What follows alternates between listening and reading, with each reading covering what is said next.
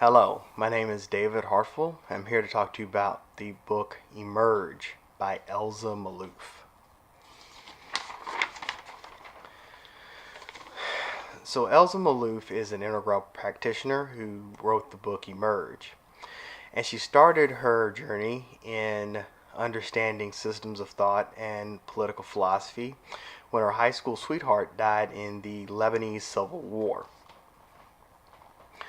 So she began her political career as a lawyer. Her parents supported her decision, and she joined the Arabian Socialist Party and worked with other secularists to resist Israel.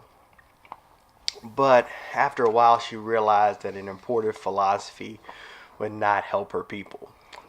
They had to be met where they were physically and psychologically, and that led her to study integralism. She first began by stumbling on the work of Ken Wilber, and then after a while she found out about Don Beck's work in South Africa. She was able to meet both of them at integral conferences, and she began working with Don Beck in his institute in the Middle East. As a fun fact, Elza Maalouf is a practitioner of non-dual meditation, and she is married to Saeed Dalmwani. So what is spiral dynamics? Well, spiral dynamics is an ego development theory. So in ego development theory, we believe that personalities go through a natural progression. And so in spiral dynamics, we look at it from a standpoint of there are express self memes, which are individualistic, and there are also sacrifice self memes, which are communal. So we call a characteristic of society of meme, and sometimes stages will be referred to as memes. So stages are the points that people move through in their progression of their personality. So these memes are already in people. They are like software upgrades that come with the package. The right life conditions come in, and that's what makes a new meme come online, or can make you regress down to a previous meme. And it's important to remember that we believe the progression or regression or homeostasis on the spiral is the result of the life conditions going on around the person and the environment. So these memes have a biological component, a sociological component, and a psychological component. So each stage has a center of gravity, and people in their day-to-day lives operate most of the day in one meme. Now they have the ability to move up or down through the day, but the majority of your life will be centered around one meme and one value system. Each meme has a healthy and unhealthy expression. Healthy expressions promote social behavior. Unhealthy expressions promote antisocial behavior. People can exist in each meme in an open way, in which, if needed, they can move up the spiral or down. They can move in an arrested way, which means that there is some barrier keeping them from moving up or down the spiral. Or they can stay in a closed situation where they could move up the spiral, but they choose not to. Each meme is more complex as you ascend up the spiral. However, the person still has the ability to move down if they need to and move back up. So each meme transcends the previous one but still includes it. So spiral dynamics can specifically help the Middle East because through it you can recognize where a person is now and a society is now and where they need to go.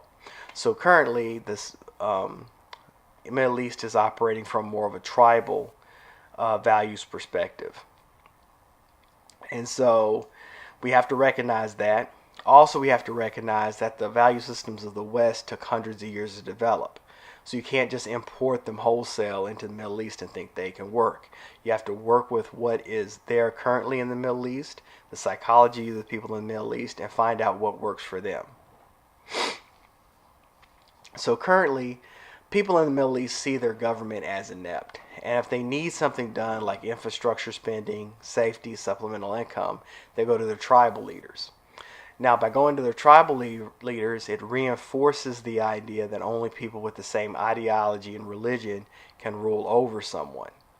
So, to fix that, we have to bolster and strengthen the secular national governments. And once that's done, people can move away from thinking in tribal terms and start thinking in nationalistic terms. And spiral dynamics provides the great framework for that because it understands where people are now, but it understands it from a standpoint that the way people are now is a result of their life conditions. So if their life conditions change, they're able to change too. And we also take into account that systems of government and belief work for a certain period of time, and then they stop working, we move to the next thing. And we're looking at this from a perspective of people have the ability to change, and that's what makes spiral dynamics so unique. So there's some unique terminology we use. As I mentioned before, meme is a characteristic of society. Often we just say meme to mean stage. That's often used, but we might use stage and meme interchangeably. But meme is a more broad term that can mean any characteristic of society.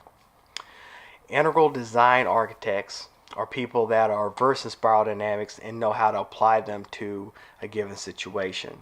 They work with the indigenous intelligence experts who are experts in that particular culture and have the ability to move in that culture. So that's how we get these perspectives and understandings down to the people that need them the most. And then a superordinate goal is a goal that all the people of a society could get behind and believe is important. And that's what's going to unify people of different factions and different ideologies. So one of the things I found very interesting about Elza Maalouf's work is that she has a manifesto for an Arab dictator. So these are characteristics she sees in all the Arab dictators and some things we can look out for to know if we are studying or interacting with a dictator. So the first, they'll say the root of all the problems is Israel in the West. So once they establish that, they'll suppress dissent in their home countries. They'll install martial law. They'll control the education system. That way they can suppress the opposition currently there and prevent new opposition from arising. And they'll assimilate the military and the wealthy in their plans, so the most powerful people will be benefiting too, and they'll have even less opposition. And that's how they solidify their power in these countries and can stay in power for numerous decades at a time. Now we will talk about the stages of development.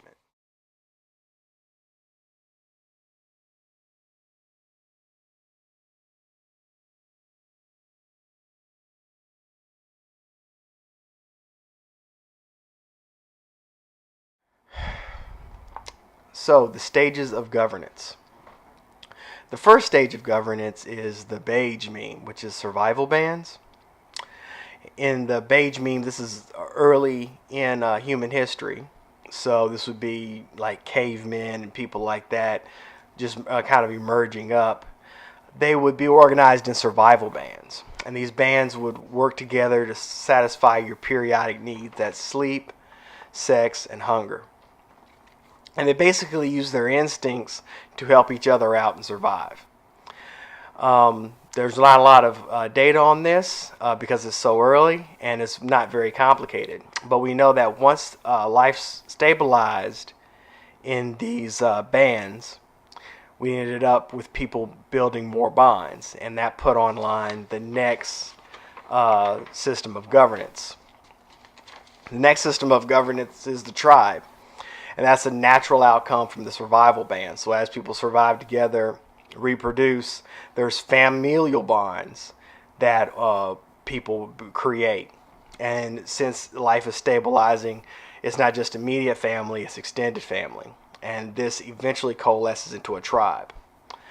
So another thing that's happening in this meme is people are starting to use cause and effect, but they're just starting and they're not that great at it. So what you end up having happen in it is people believe in metaphysics and the spiritual, gods, spirits, and whatnot. Now, to talk to the gods and work with the spirits, you have to be knowledgeable in ritual. And the people most knowledgeable in ritual would be the eldest people. So the elders run the tribe. So in this meme, everyone's seen as family, and all things are owned communally, and there are things that are sacred and taboo and strong family bonds. So people still in this meme today are seen as backwards, and they're not understood. And the people in this meme don't understand the outside world because they don't understand how someone doesn't have these strong familial bonds and doesn't hold anything sacred.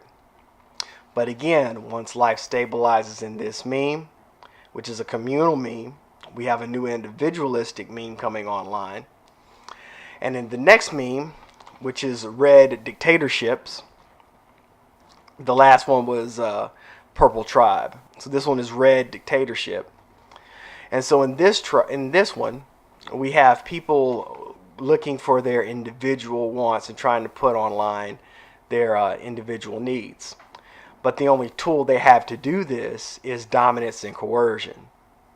So once this plays out on a societal scale, the natural outcome is dictators. Now, in a dictatorship, there's a head dictator, head honcho, and he's in charge of smaller bosses that run the masses. Now, because everybody's using dominance, the masses are just seen as unlawful, untrustworthy, unloyal people that are just trying to get the next buck or get the next meal. So because they're viewed like that, that then leads to physical repression of all opposition. And you have all these human rights violations and people fighting. And that's because they're not seeing anything. They see their subjects and the masses as just people trying to move ahead and trying to take what they can get out of everything. Now, because they're only working in dominance and coercion, they can't make compromises with other groups of people and other nations. So that's why you see a lot of these dictatorships get isolated and things like that, because they can't negotiate and share with the rest of the world. So they end up isolated and sanctions put against them. So red also manifests in higher order cultures as subcultures. So an example of that would be some forms of rap and some forms of rock, heavy metal, and things like that. So the people in these subcultures, they'll play their music as loud as possible to drown out everybody else, and they don't want to be ignored. So their music is very abrasive and very strong. Now, people gravitating to this are younger people trying to assert themselves against their parents, and also disenfranchised people. Another aspect of this meme is that people don't take personal responsibility yet. So you hear people talking about it's the fault of the white man or immigrants or your parents, but it's always somebody else. And that's a natural part of this meme. Now, most of Elza Maalouf's work is focused on moving from the red to the blue meme. And the blue meme is the next one to come online. So because everybody's using dominance and coercion to get ahead, there's chaos, and people want to restore order at that point. So that's when the blue meme comes online. And the blue meme is authoritarian democracy. So you have a government organized around a founding ideology or principle. So the most common example people would know about would be China and Eastern Europe. They're organized around socialist principles. So there's a central government that plans how the economy will go. They have heavy regulated industry that's also heavily subsidized. So in America, the authoritarian democracy mindset is what gave us the Transcontinental Railroad and the Hoover Dam. Those were central planning projects, and they were instrumental in the development of America. So in your day-to-day life, you'll see the blue meme manifesting in your church or religious life. So you have a pastor or whatever leader of whatever faith you have. He will he's organizing things around a religion, an organizing principle, and he's dictating to people what they should do. and people don't send feedback back or change things, they do as they're told. And so there's good aspects of that and bad aspects of it. The blue meme is what's facilitating things like your mega projects in the government and a lot of charity organizations. But there's also a lot of downsides because people can't give that feedback and make modifications where it's necessary. So the blue meme is very important in modern governance because it gives us our regulatory agencies. Things like the FDIC, Federal Deposit Insurance Corporation, and the Stock Exchange Commission. They're organizations that keep us from being susceptible to fraud. And it's a good thing they're there because now in the internet age, it's way easier to run a scam and get way more people involved in the scam. So it's a good thing that we have these regulatory agencies, and they need to be strengthened as much as they can. But in response to that, business is often stifled because of it. So then they come and want to make loopholes so they can move and maneuver easy. And that's when the next meme comes online. So that's the orange multi-party democracy. So that's the US, UK, and Canada. And in these multi-party democracies, what people are most worried about is people increasing their personal worth, as in monetary worth. And so loopholes are created so those who are knowledgeable about it can skirt the laws and regulations and make more money. Now, their extravagance is done at the expense of the less educated or less connected. So again, this meme is chiefly about financial growth, in colloquial terms, get in the bag. Your success and your worth is measured in your material gain. And we're using these loopholes to get around having to follow the regulations. Now, on the upside, the orange meme also promotes science, self-expression, and individuality and personal striving. But there are a lot of downsides. Another upside about this leadership is people on the ground can modify directives. So the chain of command usually is going from the top down. Well, this time it can go from the top down and still be modified at the bottom, and they can give feedback up without serious repercussions. And that's a really important part of it. Now, the last bullet point I will say is detrimental to the environment and minorities. And let me tell you what I mean by that. I'm not saying that the orange meme is inherently bad, but there's nothing in it that stops exploitation. So what stops exploitation in the orange meme is green customer bases that don't allow the company to do what they want to do, and also blue meme regulations. So Starbucks, for example, they sell fair trade coffee, and that's a great thing, but they're not doing it because they care so much about the farmers in South America or anything like that. What they care about is profit. So their green customer base, which is the next meme I want to get to, they won't buy from them unless they're selling free trade coffee. McDonald's doesn't sell free trade coffee because most of their customer base is orange and blue. So no one buying from McDonald's is expecting them to be selling free trade coffee. And at the same time, Bank of America, they don't lie in loan documents. Now, they don't lie because they're above it. They don't lie because if they get caught, they could lose their accreditations and be sent to jail and things like that. So that's why all these memes are important, and we need aspects of them in a healthy society. But as people become more and more wealthy and other people become more and more disenfranchised, we need the next meme to come online, and that's the green social democracy. So you're going to see this in your northern European countries, Sweden, Finland, Denmark, places like that. Again, we went from individualistic in the orange back to communal in the green. But this time the community isn't just the old blue meme community where we were organized around a religion or a nation or an ideology. This one's trying to bring in people from all different faiths, all different ethnicities, and they're trying to build a new community that is more accepting of everybody. So it has lofty goals, but it doesn't get much done. And the reason for that is because with these communal values, they want everybody to have buy-in. So when they're making a decision, everyone has to have input and buy-in and agree on the final decision. Well, that takes up a lot of time and resources. That takes away from the actual execution of the plan. And so you end up trying to do a lot, not getting much done. And it's extremely inefficient. So in your personal life, things that have happened recently, that's green meme. The Boy Scouts changed their name to the Scouts, so they don't exclude female members.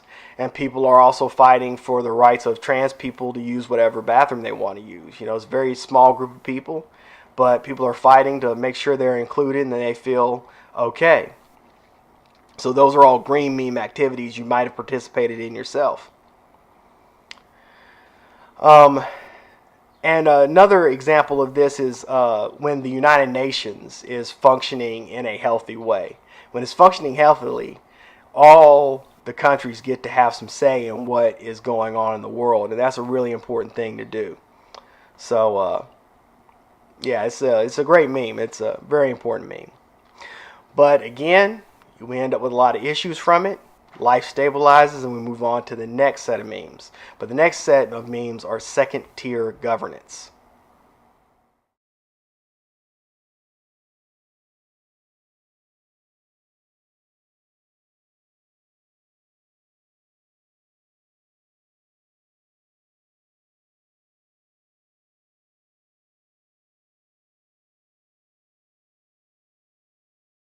So second-tier governments.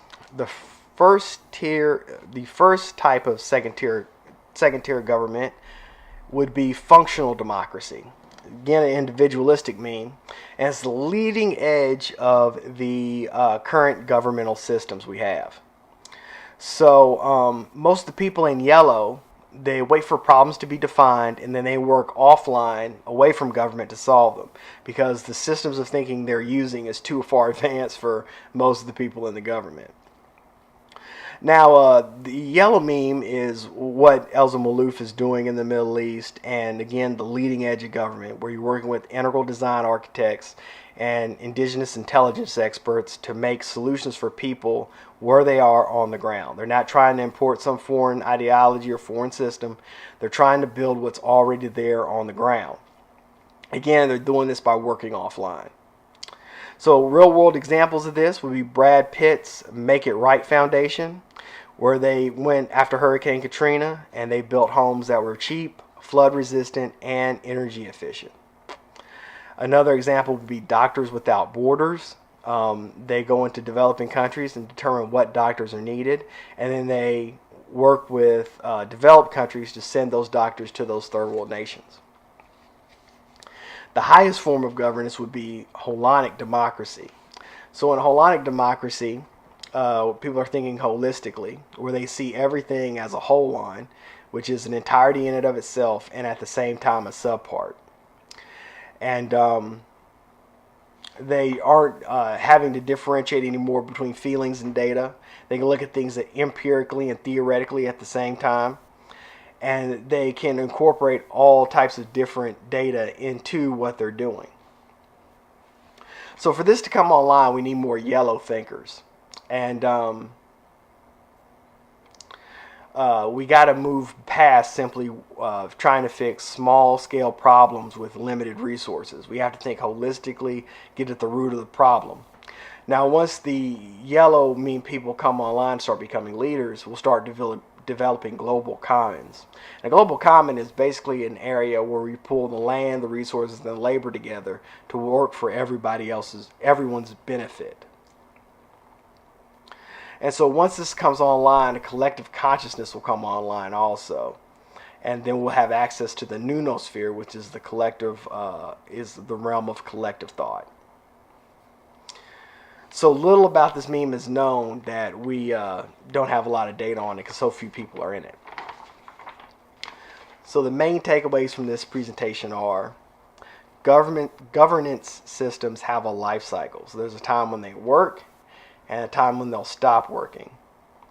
And so as analysts, we have to understand that and understand where the people are at the moment and then make our solutions based around where they are at the moment. And we also know we can't bring in foreign systems and foreign ideologies in whole cloth and expect them to work. So I want to thank you for watching. If you liked it, please go to www.blackleaderanalysis.com. And if you like the presentation and want to donate at sdandrace@gmail.com. That's through PayPal. So it's sdandrace@gmail.com through PayPal. Thank you.